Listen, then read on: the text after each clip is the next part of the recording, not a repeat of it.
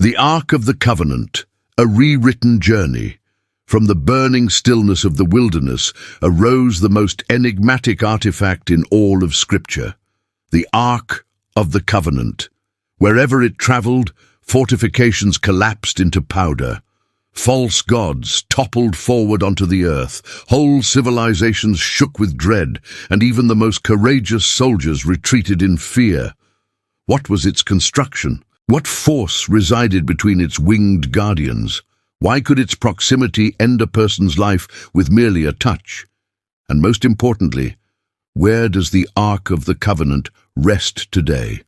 The story began when God instructed Moses to ascend to the summit of Mount Sinai. The climb to the peak felt like stepping into another realm. The stones seared beneath his feet, the atmosphere quivered with holy presence. When Moses at last arrived at the top, the cloud parted like a doorway. A brilliant golden radiance surrounded everything, and a voice resonated profound and powerful, saturating every grain of sand. "Moses, descendant of Amram, hear me. My chosen ones require direction. They require my dwelling, and I shall abide with them. Construct a holy place for me, following all that I reveal to you." Then before Moses, a vision materialized. The tabernacle, magnificent yet humble simultaneously, emerged like a living shrine. At its heart, floating above a luminous glow, stood the Ark. Unblemished gold mirrored the brilliance like molten flame. Two angelic figures leaned inward, wings outstretched, gazing toward the cover, the unseen seat of God who would journey with his nation. The voice went on, "The Ark shall be my gathering point. There I shall communicate with you. There I shall confirm my promise. Its dimensions shall be these." And Moses committed each specification, each measurement, each decoration to memory. It represented more than a holy article. It embodied the symbol of the unending promise. Days afterward, returning to the encampment, Moses assembled the congregation. "The Lord has given us a command. We shall execute all as he disclosed." Bezalel and Oholiab stepped forward, selected by the Spirit. Their abilities appeared directed by something transcending mortal talent. They smelted gold, fashioned acacia timber, and sculpted the angelic forms with otherworldly exactness. The clans watched in hushed reverence. Each strike of the tool, each forming of the precious metal seemed to echo like an offering. When the Ark started to take form, a feeling of wonder swept through the settlement. Some drew near merely for a glimpse, like observers of something forbidden to stare at straight on. One elder whispered, "I have witnessed nothing comparable to this. Neither had I envisioned it, yet the Lord, he shall descend upon it." Months elapsed until the work was complete. The tabernacle erected itself in the midst of the dwellings. The community assembled in great numbers, anticipating Moses. He raised the curtain of the most holy place. The Ark, quietly gleaming, appeared to be anticipating something. Moses stepped backward. Then it transpired. The cloud that had led Israel from Egypt drifted slowly like a giant awakening. The radiance within it throbbed. The atmosphere trembled. Abruptly, it descended upon the tabernacle with the intensity of contained thunder. The earth quaked. The presence of God saturated the camp like a tangible weight.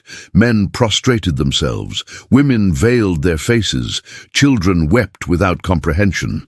Aaron murmured, "The Ark has become your seat." The cloud settled upon the most holy place. The splendor consumed everything. This was no longer merely a container of timber and gold. It had become the emblem of the promise, the spiritual center of Israel, the junction between heaven and earth. Yet while the community rejoiced, another realization surfaced in the thick air of the evening.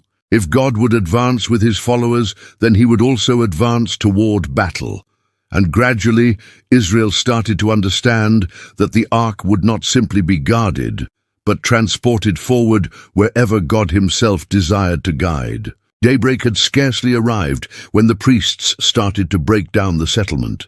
The cloud ascended gradually above the tabernacle, an indication that Israel must proceed onward. In the midst of all, encircled by holy hush, the Ark of the Covenant was borne on the shoulders of the Levites. They moved with deliberate paces, understanding that every action needed to be exact. It wasn't merely an artifact they transported, it was the living presence of God among them. Before the multitude, Moses lifted his voice. "Rise up, Lord, and may your adversaries be dispersed." The throng responded with a cry that reverberated through the ravine. It marked the start of the expedition toward the land of promise. Each stride was accompanied by the resonant sound of the shofar, establishing the cadence of the divine procession. When they approached the shores of the Jordan, the waters were swollen and rapid, fed by the precipitation from the highlands. The community grumbled, fearing that advancement was unattainable. Joshua, now commanding the fresh generation, looked toward the priests. "The Lord shall perform marvels this day. Proceed with the ark." The Levites drew a deep breath, straightened their garments, and stepped forward. When they touched the riverbank, something incredible occurred. The flow ceased. The waters accumulated like an unseen barrier, while the riverbed ahead of them transformed into parched ground. The nation crossed in stillness, astonished by the magnificence they were beholding. Days afterward, the enormous wall of Jericho materialized before Israel. Towering ramparts, strengthened entrances, warriors observing from overhead. It appeared unachievable, yet God had disclosed to Joshua the most improbable tactic in history. For 6 days, priests and fighters would circle the settlement bearing the ark without unsheathing a blade. The inhabitants of Jericho ridiculed them, laughing at the quiet marching Israelites. On the 7th day, nevertheless, something shifted. The ark proceeded with trumpets piercing the atmosphere. Joshua raised his voice. "Cry out, for the Lord has surrendered the city to us." A thunderous roar emerged from the people, slicing through stone and dust. The ground convulsed. The wall started to shake, then fracture until, with a crash like a falling mountain, they entirely disintegrated. Israel stormed the city, and Jericho collapsed not through human strength, but through the power that accompanied the ark. Yet the ark did not always guarantee triumph. At Ai, Israel endured a harsh defeat. Bewildered, Joshua appealed to the Lord. "Why did you permit us to stumble?" The response was severe. Achan's concealed transgression had polluted the nation. Only following cleansing and contrition did the ark advance before them once more, and victory returned. Additional conflicts followed. In each, when the ark was present and the people stayed pure, it appeared as though God himself strode ahead. There were occasions when the cloud thickened like flame, and the adversaries escaped even before the clash commenced. There were nights when the Levites shielded the ark with their bodies, while lightning hammered the hostile forces. For Israel, the ark evolved into a symbol not merely of safety, but also of character. Every youngster understood how to recite the accounts. All the clans knew that wherever the ark settled, there resided the soul of the nation. It was inconceivable to envision Israel without it. The seniors used to declare, "As long as the Lord advances with us, we shall never be vanquished." Yet as the years progressed and the campaigns multiplied, the people's conviction wavered between reverence and custom.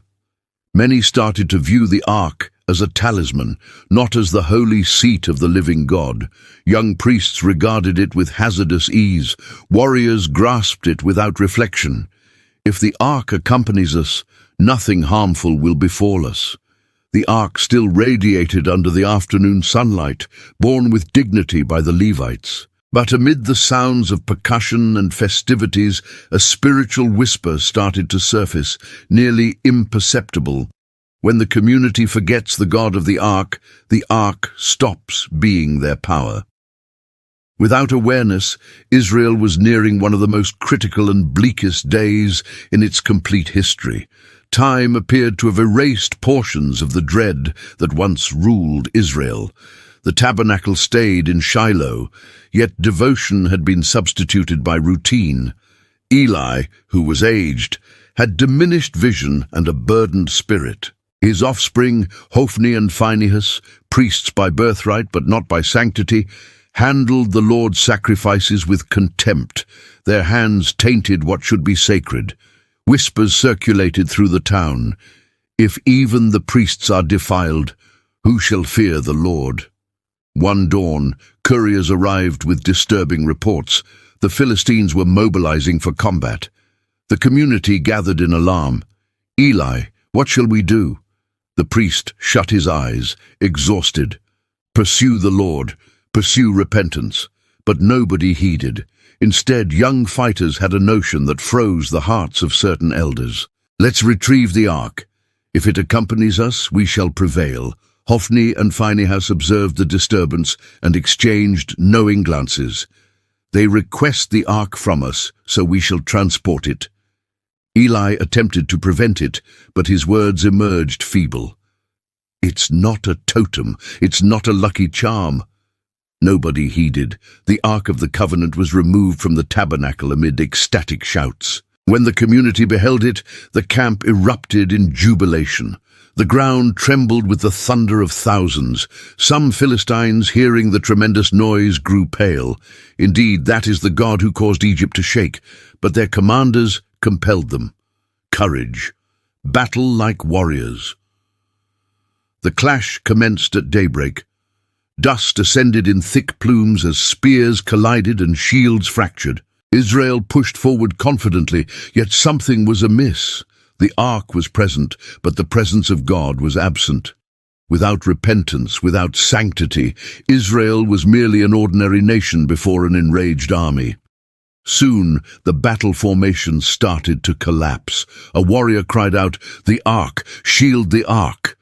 But it was too late. Hophni was pierced by a lance.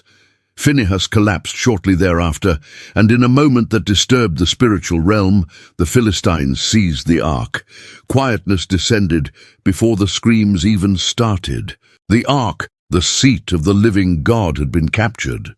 From Shiloh, Eli anticipated reports. When a courier arrived blanketed in dust and blood, the aged priest knew something dreadful had occurred.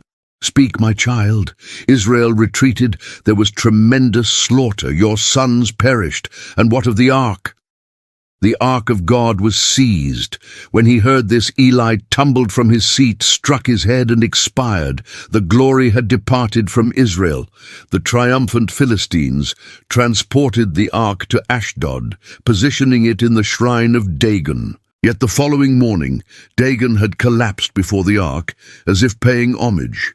Puzzled, the priests erected him again. The subsequent day it had toppled once more, now missing a head and hands. The whole city shuddered.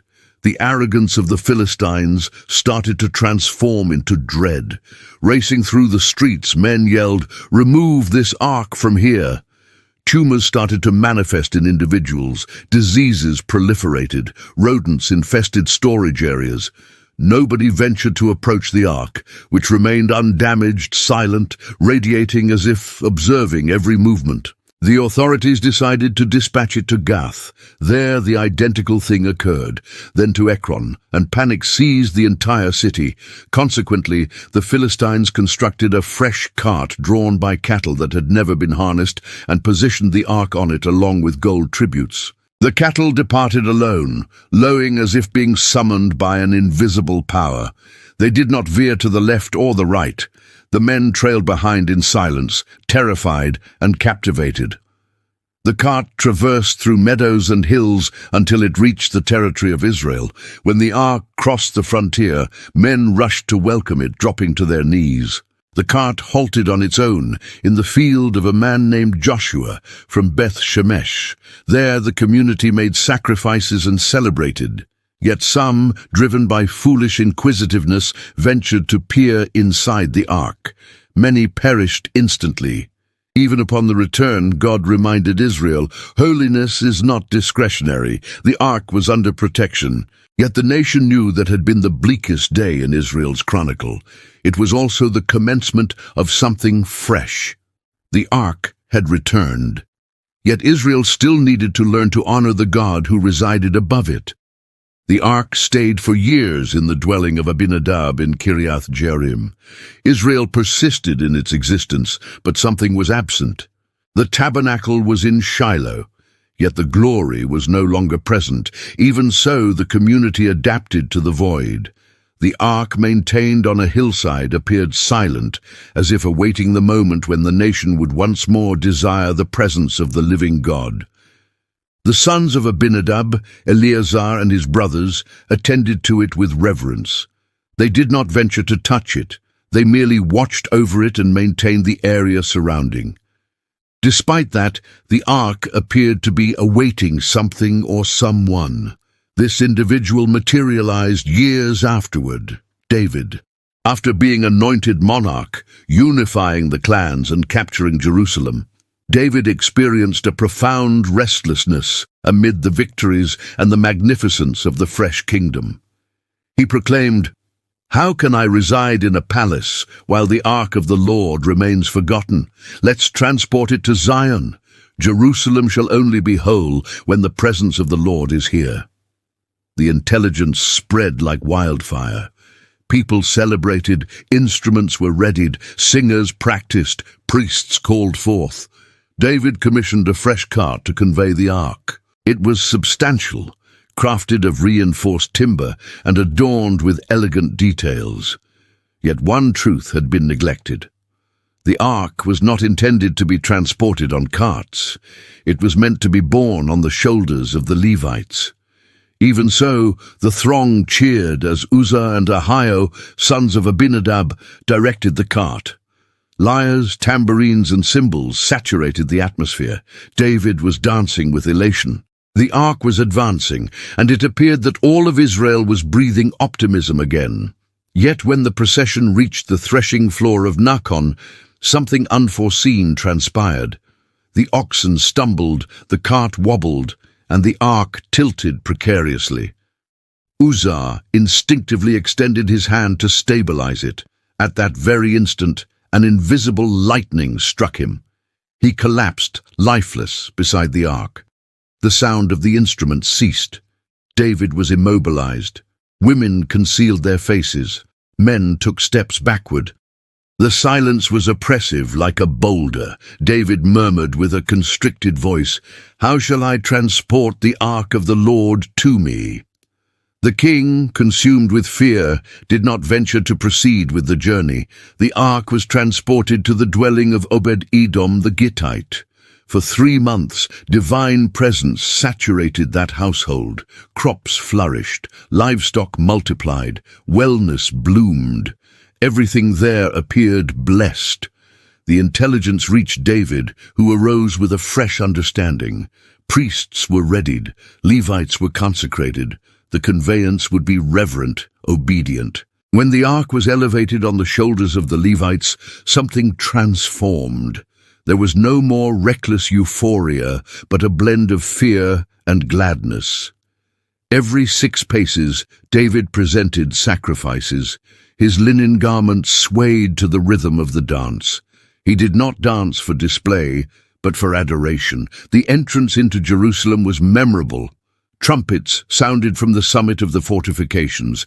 Priests chanted psalms. Children sprinted, pointing at the ark gleaming in the sunlight. David, perspiring and emotional, danced without embarrassment before the Lord. Some criticized his demeanor. Michal, his wife, observed from the window with scorn. The ark was positioned in a specially readied tent. Incense ascended, instruments performed, and the divine presence appeared to settle upon Zion. David composed psalms during that period, recalling the magnificence of God and the privilege of having his presence among them. For the Lord selected Zion. This is my resting place eternally. Yet despite David's righteousness and reverence, the chronicle of the ark had not yet reached its conclusion. A fresh chapter was approaching, a chapter that would encompass the most splendid temple ever constructed and would conclude the earthly voyage of the Ark of the Covenant in a majestic and mysterious fashion. The community was celebrating, yet a subtle premonition hovered over Zion. The Ark was at rest indeed, but not permanently. There would still be one final throne, one final curtain, one final moment in which divine glory would saturate everything before silence descended upon it for generations. David's reign brought dignity to the Ark, yet it would be his son who would accomplish what had long been pledged. Solomon, now monarch, was entrusted with the greatest assignment in Israel's chronicle, to construct a permanent temple for the God who resided among his followers. It wouldn't be merely a simple edifice, but an earthly throne for celestial glory. The Ark would finally have a permanent location. Laborers came from all territories. Cedars from Lebanon were transported in lengthy caravans. Massive stones were quietly hewn in the quarries so that no hammer would profane the construction. Unblemished gold blanketed walls, entrances and vessels. With every specification fulfilled, it became evident that this was not an ordinary temple. It was the sanctuary of the living God. When everything was complete, Solomon summoned the entire nation. The city was occupied with pilgrims, musicians, priests, and tribal authorities. The Levites transported the Ark of the Covenant from its tent in Zion. It was enveloped in fine fabrics, gleaming even beneath the cloth. Ahead, Solomon observed with reverence, "The Lord shall accomplish today what he pledged to my father." He stated this to Zadok. The high priest concurred, moved by the gravity of the moment. The procession advanced slowly through the streets of Jerusalem. Trumpets resounded, harps vibrated in the atmosphere. The community bowed as the Levites passed with the Ark on their shoulders, as had been commanded since the wilderness. The morning illumination reflected on the golden wings of the cherubim, creating an almost supernatural radiance. It was the most significant day since the departure from Egypt. Upon reaching the temple, the Levites entered the holy chamber and proceeded to the thick curtain that separated the most holy place. Solomon remained at the threshold, with his heart pounding. The priests unveiled it and very cautiously positioned the Ark beneath the giant sculpted cherubim that guard it. When they withdrew, a profound silence seized the temple. Then, unexpectedly, a cloud started to saturate the chamber. First gently, then densely, until it became impossible to perceive the walls or the altar. The priests attempted to stand, yet they collapsed to the ground. The glory of the Lord saturated the temple with irresistible intensity. Outside, the throng was murmuring, "The presence of the God of Israel is here." Solomon raised his hands and proclaimed, "The Lord selected to reside in darkness. I have constructed you a house for eternal dwelling." The celebration of that day would resonate for centuries. For generations, the Ark remained there, untouched, maintained behind the curtain. It was the heart of the temple, though witnessed by few. Monarchs came and departed. Some honored the Lord, others despised him. Manasseh, one of the vilest, saturated the temple with abominations. Still, the Ark remained steadfast and silent, witnessing the spiritual decline of Israel. When the Babylonians started to encircle Jerusalem, panic gripped the city. The temple was endangered. The biblical text does not explicitly describe its destiny, and it is in this silence that the greatest mystery commences. Some claimed that the prophet Jeremiah concealed it in a cave on Mount Nebo, sealing the entrance.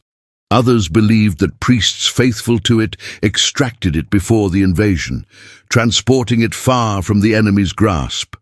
Some say it vanished beneath the ruins of its own temple, consumed by the flames and stones. The Babylonians demolished everything, yet no record mentions the Ark among the plunder taken. It simply disappeared, as if the God of the covenant had withdrawn his presence before the judgment. Centuries elapsed. Israel was restored, reconstructed, returned to its territory. Yet the Ark was never discovered again. Priests mentioned it with tears. The absence of the ark became an emblem of a people still anticipating the complete restoration of the divine presence. And then, at the designated time, something greater transpired. A man named John, exiled on the island of Patmos, experienced a vision that spanned ages. He witnessed the sky open, thunder and lightning shaking like at Sinai, and recorded, "The temple of God in heaven was opened, and the ark of his covenant was visible." There on the eternal throne, it existed again, not in timber and gold, but in indestructible glory. It was as if the voyage of the ark from the wilderness until its disappearance indicated a greater truth. The presence of God is not confined to an artifact, a kingdom, or a temple.